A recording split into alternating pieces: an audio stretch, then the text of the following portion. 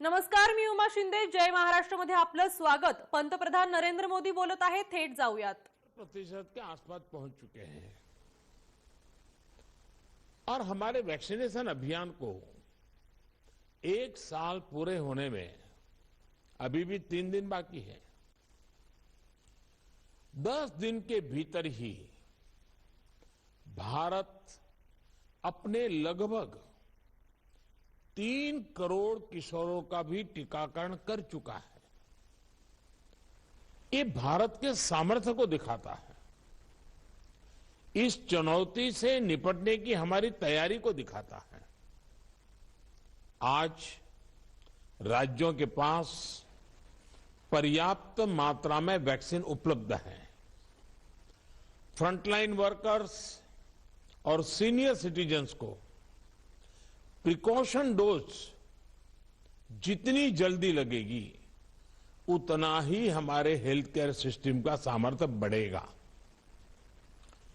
100% टीकाकरण के लिए हर घर दस्तक अभियान को हमें और तेज करना है। मैं आज अपने उन हेल्थ केयर वर्कर्स, हमारी आशा बहनों का भी अभिनंदन करता हूं जो मौसम की कठिन परिस्थितियों के बीच वैक्सीनेशन अभियान को गति देने में जुटे हैं। साथियों, टीकाकरण को लेकर भ्रम फैलाने की किसी भी कोशिश को भी हमें टिकने नहीं देना है। कई बार हमें ये सुनने को मिलता है कि टीके के बावजूद संक्रमण हो रहा है तो क्या फायदा। मास्क को लेकर भी ऐसी अफवाहें उड़ती हैं कि इससे लाभ नहीं होता। ऐसी अफवाहों को काउंटर करने की बहुत जरूरत है। साथियों, कोरोना से इस लड़ाई में हमें एक और बात का बहुत ध्यान रखना होगा। अब हमारे पास कोरोना से लड़ाई का 2 साल का अनुभव है। देशव्यापी तैयारी भी है। सामान्य लोगों की आजीविका, आर्थिक गतिविधियों को कम से कम नुकसान हो, अर्थव्यवस्था की गति बनी रहे, कोई भी रणनीति बनाते समय हम इन बातों को जरूर ध्यान में रखें। ये बहुत आवश्यक है और इसलिए लोकल कंटेनमेंट पर ज्यादा फोकस करना बेहतर होगा। जहां से ज्यादा केस आ रहे हैं, जहां ज्यादा से ज्यादा और तेजी से टेस्टिंग हो, ये सुनिश्चित करना भी आवश्यक है। इसके अलावा हमें यह भी सुनिश्चित करना होगा कि होम आइसोलेशन में ही ज्यादा से ज्यादा ट्रीटमेंट हो सके।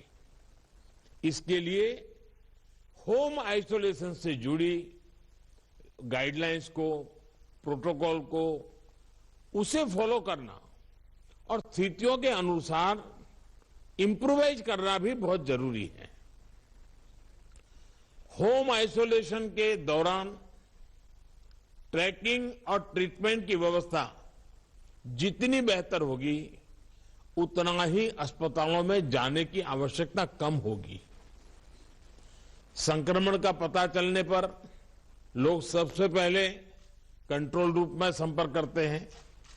इसलिए उचित रिस्पांस और फिर मरीज की लगातार ट्रैकिंग कॉन्फिडेंस बढ़ाने में बहुत मदद करती है। मुझे खुशी है कि कई राज्य सरकार इस दिशा में बहुत अच्छी तरह नए नए इनोवेटिव प्रयास भी कर रही है, प्रयोग भी कर रही है। केंद्र सरकार ने टेलीमेडिसिन के लिए भी काफी सुविधाएं विकसित की है।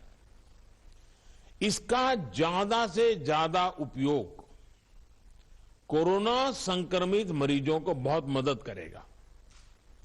जहां तक जरूरी दवाओं और जरूरी इंफ्रास्ट्रक्चर की बात है, तो केंद्र सरकार हर बार की तरह हर राज्य के साथ खड़ी है। 5-6 महीने पहले 23,000 करोड़ रुपए का जो विशेष पैकेज दिया गया था, उसका सदुपयोग करते हुए अनेक राज्यों ने हेल्थ इंफ्रा को सशक्त किया है। इसके तहत देश भर मेडिकल कॉलेज और जिला अस्पतालों बच्चों के लिए 800 से अधिक विशेष पीडियाट्रिक केयर यूनिट स्वीकृत हुए हैं।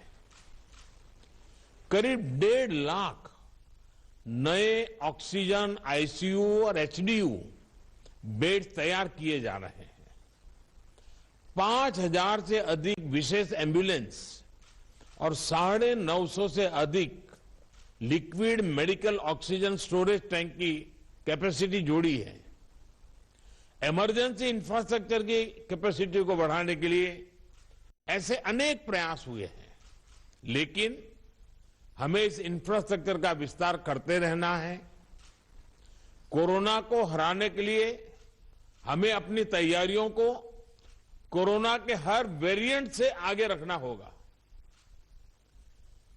ओमिक्रॉन से निपटने के साथ ही हमें आने वाले किसी और संभावित वेरिएंट के लिए भी अभी से तैयारी शुरू कर देनी है।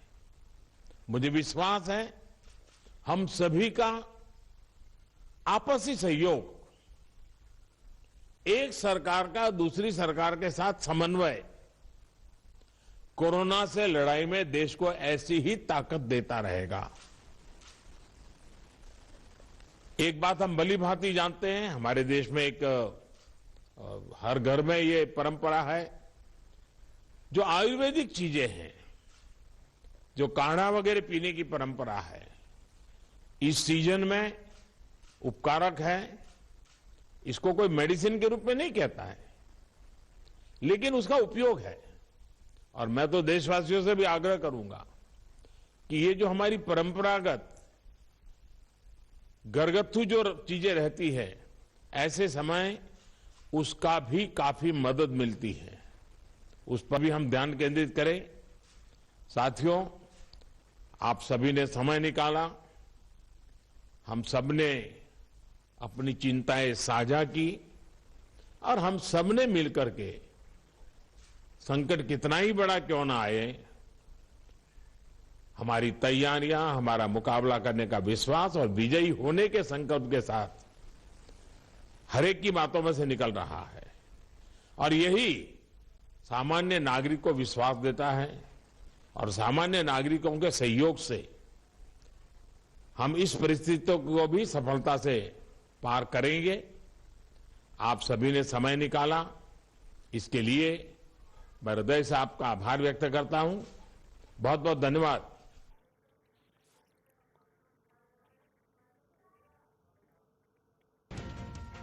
लसीकरण अफवांवर विश्वास ठेवू नका असं पंतप्रधान नरेंद्र मोदी यांनी म्हटलंय।